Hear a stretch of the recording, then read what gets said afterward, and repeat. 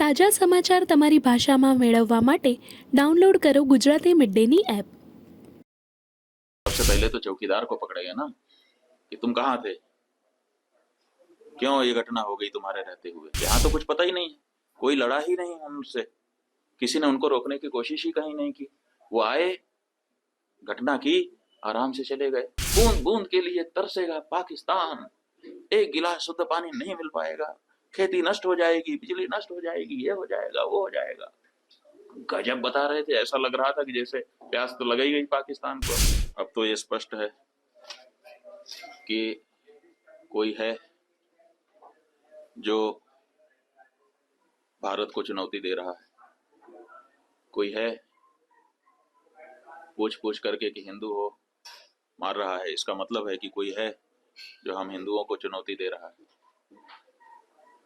इसलिए भारत देश को चुनौती है तो भारत देश के नेताओं को, हमारी सरकार को उस चुनौती को स्वीकार करके चुनौती देने वालों को सबक सिखाना चाहिए। जहां तक हम हिंदुओं का प्रश्न है, एक हिंदू धर्माचारी होने के नाते हम भी अपने हिंदू समाज के लिए चिंतित हैं। हम भी इस बारे में मंथन कर रहे हैं कि हमारी सुरक्षा कैसे सुनिश्चित हो सके, क्योंकि जो सरकारें हैं वो तो कहीं ना कहीं असफल हो रही हैं। हिंदू होने के नाते हमको मार दिया जाता है, मारने वाला सैकड़ों किलोमीटर से चल के आता है, बड़े बड़े हथियार अपने साथ लिए रहता है, एक नहीं अनेक की संख्या होती है।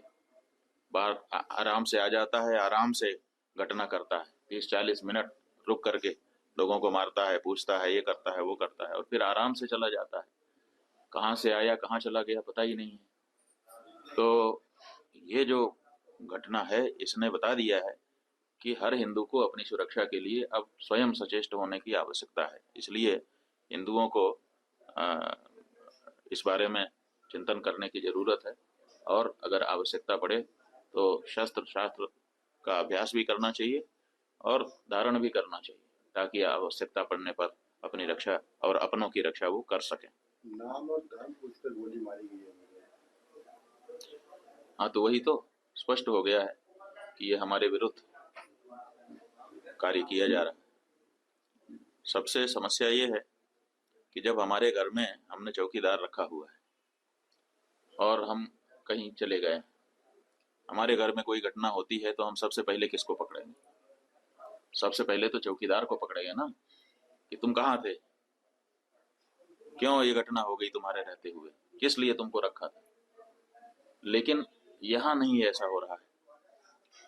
यहाँ जो है कहते तो हैं कि हम चौकीदार हैं, लेकिन चौकीदारी अगर की गई होती, हाँ चौकीदार अगर अपने काम में पक्का होता है तो उसके ऊपर आक्रमण करके उसको कोई मार दे, लेकिन फिर कहा जाता है कि इस चौकीदार ने अपना निभाया।